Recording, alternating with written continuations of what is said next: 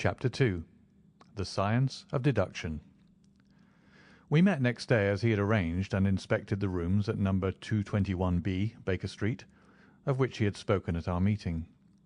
They consisted of a couple of comfortable bedrooms and a single large, airy sitting room, cheerfully furnished and illuminated by two broad windows. So desirable in every way were the apartments, and so moderate did the terms seem when divided between us, that the bargain was concluded upon the spot, and we at once entered into possession. That very evening I moved my things round from the hotel, and on the following morning Sherlock Holmes followed me with several boxes and portmanteaux. For a day or two we were busily employed in unpacking and laying out our property to the best advantage. That done, we gradually began to settle down and to accommodate ourselves to our new surroundings.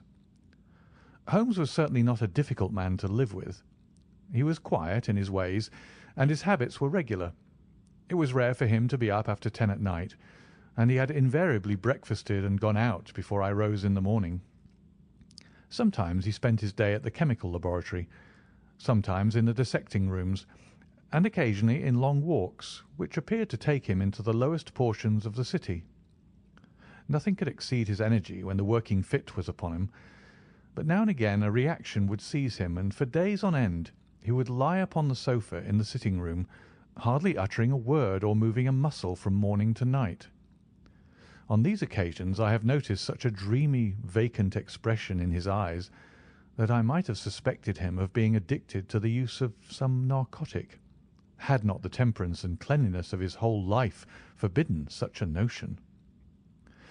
As the weeks went by, my interest in him and my curiosity as to his aims in life gradually deepened and increased. His very person and appearance were such as to strike the attention of the most casual observer. In height he was rather over 6 foot, and so excessively lean that he seemed to be considerably taller. His eyes were sharp and piercing, save during those intervals of torpor to which I have alluded, and his thin, hawk-like nose gave his whole expression an air of alertness and decision. His chin, too, had the prominence and squareness which mark the man of determination. His hands were invariably blotted with ink and stained with chemicals, yet he was possessed of extraordinary delicacy of touch, as I frequently had occasion to observe when I watched him manipulating his fragile philosophical instruments. The reader may set me down as a hopeless busybody when I confess how much this man stimulated my curiosity, and how often I endeavoured to break through the reticence which he showed on all that concerned himself. Before pronouncing judgment, however, be it remembered how objectless was my life, and how little there was to engage my attention. My health forbade me from venturing out unless the weather was exceptionally genial, and I had no friends who would call upon me and break the monotony of my daily existence. Under these circumstances I eagerly hailed the little mystery which hung around my companion, and spent much of my time in endeavouring to unravel it. He was not studying medicine. He had himself, in reply to a question, confirmed Stamford's opinion upon that point. Neither did he appear to have pursued any course of reading which might fit him for a degree in science, or any other recognised portal which would give him an entrance into the learned world. Yet his zeal for certain studies was remarkable, and within eccentric limits his knowledge was so extraordinarily ample and minute that his observations have fairly astounded me. Surely no man would work so hard or attain such precise information unless he had some definite end in view. Desultory readers are seldom remarkable for the exactness of their learning. No man burdens his mind with small matters unless he has some very good reason for doing so. His ignorance was as remarkable as his knowledge. Of contemporary literature, philosophy, and politics he appeared to know next to nothing. Upon my quoting Thomas Carlyle, he inquired in the naivest way who he might be and what he had done. My surprise reached a climax, however, when I found incidentally that he was ignorant of the Copernican theory and of the composition of the solar system. That any civilized human being in his 19th century should not be aware that the earth travelled around the sun appeared to be to me such an extraordinary fact that I could hardly realize it. "You appear to be astonished," he said, smiling at my expression of surprise. "Now that I do know it, I shall do my best to forget it." "To forget it?" "You see," he explained, "I consider that a man's brain originally is like a little empty attic, and you have to stock it with such furniture as you choose.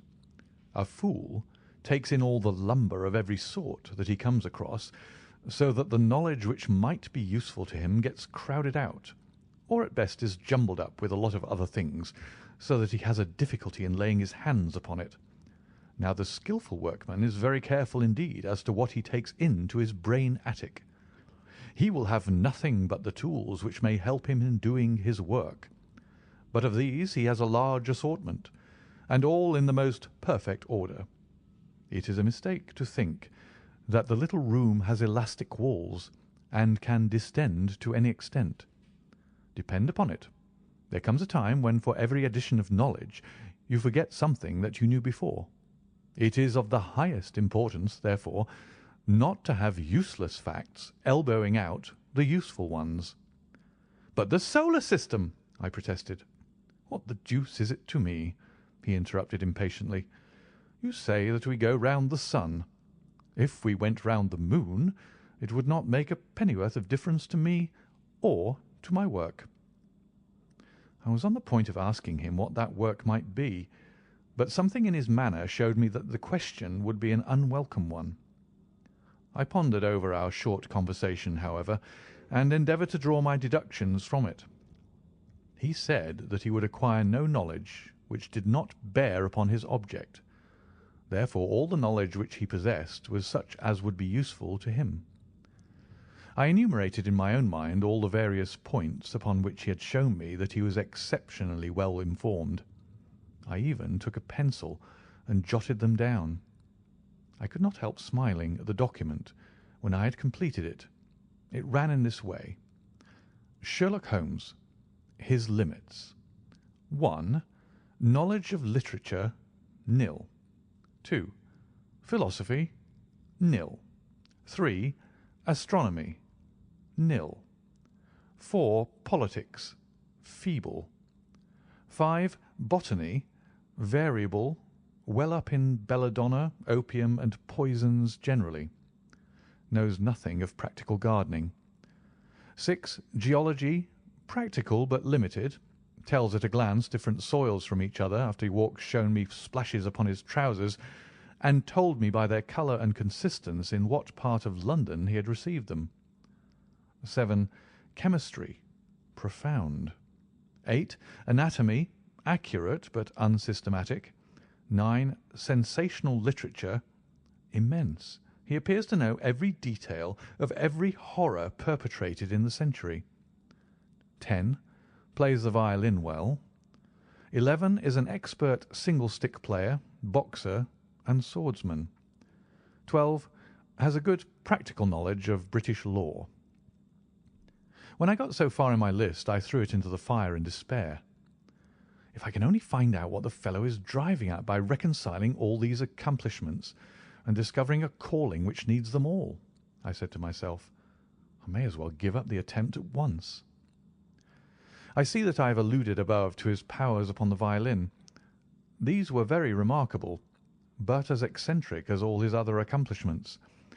That he could play pieces, and difficult pieces, I knew well, because at my request he has played me some of Mendelssohn's Lieder and other favourites. When left to himself, however, he would seldom produce any music or attempt any recognised air. Leaning back in his armchair of an evening, he would close his eyes and scrape carelessly at the fiddle which was thrown across his knee. Sometimes the chords were sonorous and melancholy. Occasionally they were fantastic and cheerful.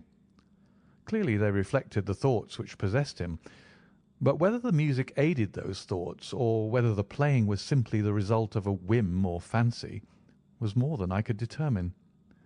I might have rebelled against these exasperating solos had it not been that he usually terminated them by playing in quick succession a whole series of my favourite airs as a slight compensation for the trial upon my patience.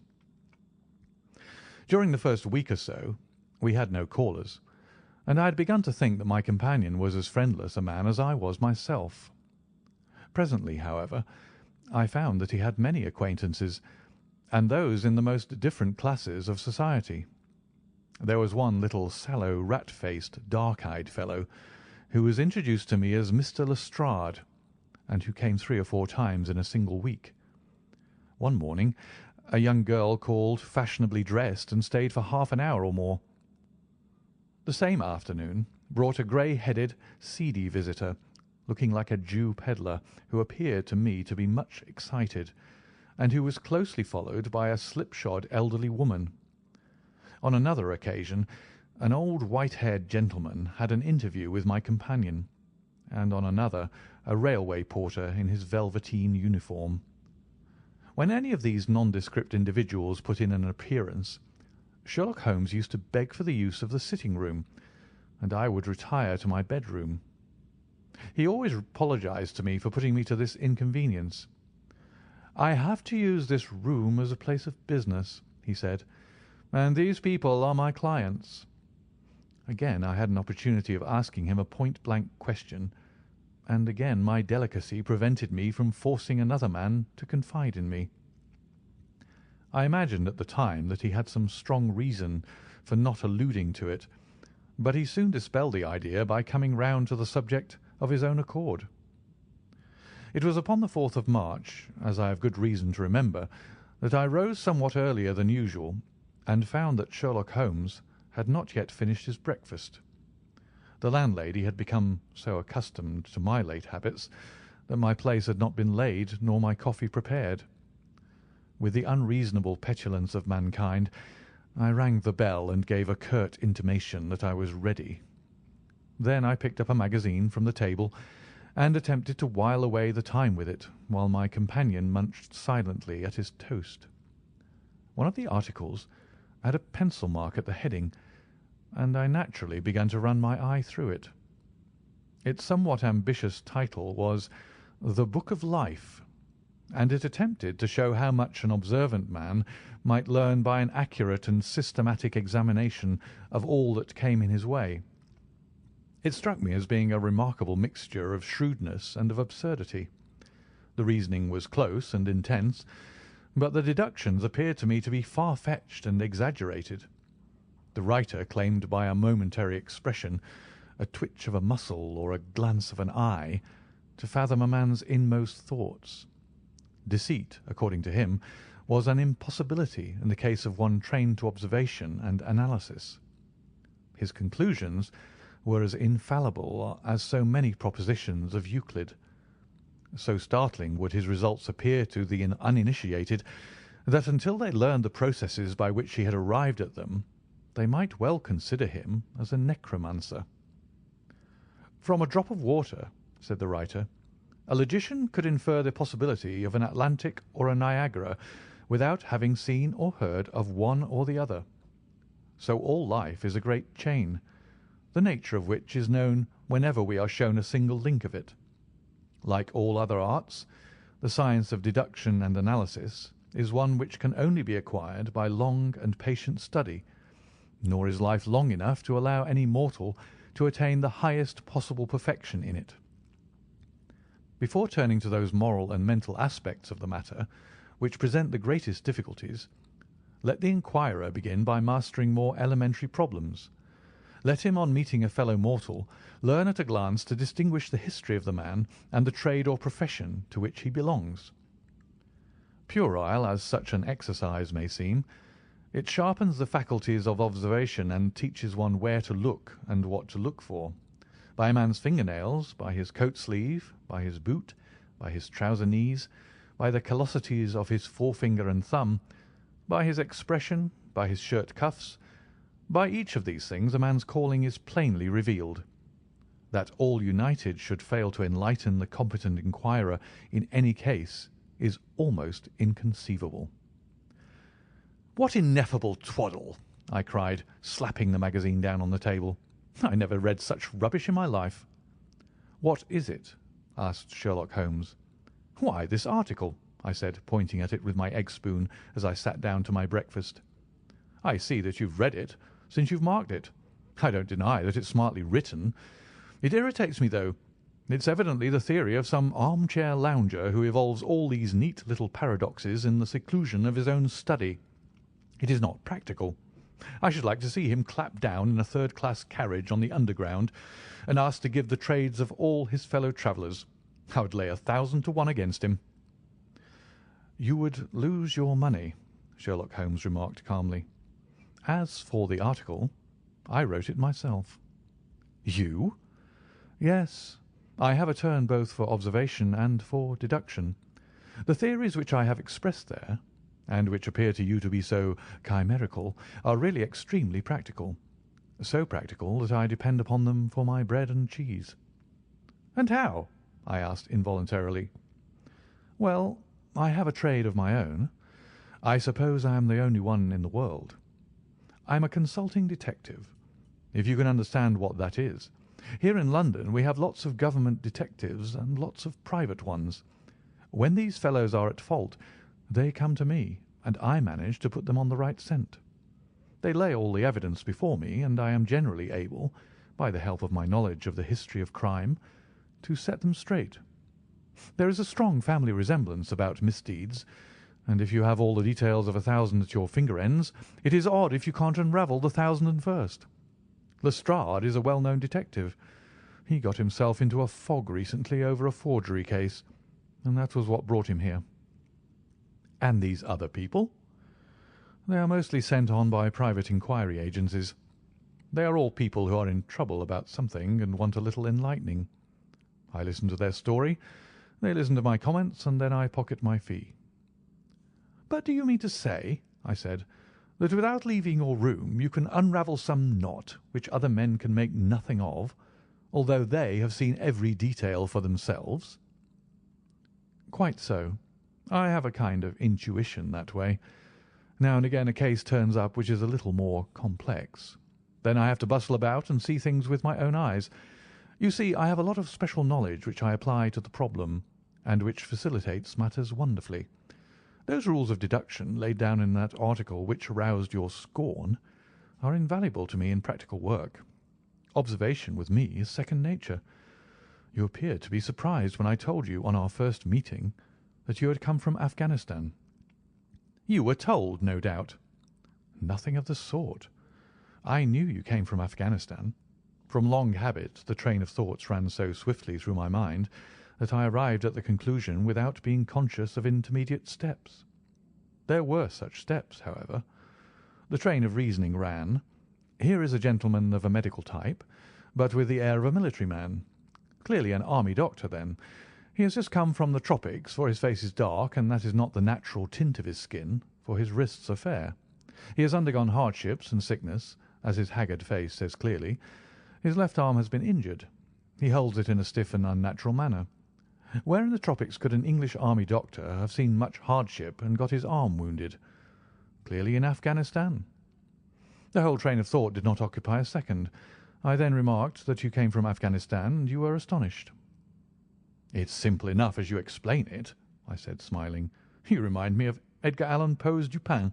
I had no idea that such individuals did exist outside of stories." Sherlock Holmes rose and lit his pipe. "No doubt you think that you are complimenting me in comparing me to Dupin," he observed. "Now, in my opinion, Dupin was a very inferior fellow. That trick of his of breaking in on his friend's thoughts with an apropos remark after a quarter of an hour's silence is really very showy and superficial. He had some analytical genius, no doubt, but he was by no means such a phenomenon as Poe appeared to imagine." "Have you read Gaboriau's works?" I asked. "Does Lecoq come up to your idea of a detective?" Sherlock Holmes sniffed sardonically. "Lecoq was a miserable bungler," he said in an angry voice. "He had only one thing to recommend him, and that was his energy. That book made me positively ill. The question was how to identify an unknown prisoner. I could have done it in 24 hours. Lecoq took 6 months or so. Might be made a textbook for detectives to teach them what to avoid." I felt rather indignant at having two characters whom I had admired treated in this cavalier style. I walked over to the window and stood looking out into the busy street. "This fellow may be very clever," I said to myself, "but he's certainly very conceited." "There are no crimes and no criminals in these days," he said querulously. "What is the use of having brains in our profession? I know well that I have it in me to make my name famous. No man lives or has ever lived who has brought the same amount of study and of natural talent to the detection of crime which I have done. And what is the result? There is no crime to detect, or at most some bungling villainy with a motive so transparent that even a Scotland Yard official can see through it." I was still annoyed at his bumptious style of conversation. I thought it best to change the topic. "I wonder what that fellow is looking for?" I asked, pointing to a stalwart, plainly dressed individual who was walking slowly down the other side of the street, looking anxiously at the numbers. He had a large blue envelope in his hand and was evidently the bearer of a message. "You mean the retired sergeant of marines?" said Sherlock Holmes. "Brag and bounce!" I thought to myself. "He knows that I cannot verify his guess." The thought had hardly passed through my mind when the man whom we were watching caught sight of the number on our door and ran rapidly across the roadway. We heard a loud knock, a deep voice below, and a heavy step ascending the stair. "For Mr. Sherlock Holmes," he said, stepping into the room and handing my friend the letter. Here was an opportunity of taking the conceit out of him. He little thought of this when he made that random shot. "May I ask, my lad," I said in the blandest voice, "what your trade may be?" "Commissionaire, sir," he said gruffly. "Uniform away for repairs." "And you were?" I asked with a slightly malicious glance at my companion. "A sergeant, sir. Royal Marine Light Infantry, sir. No answer? Right, sir?" He clicked his heels together, raised his hand in a salute, and was gone. End of chapter 2.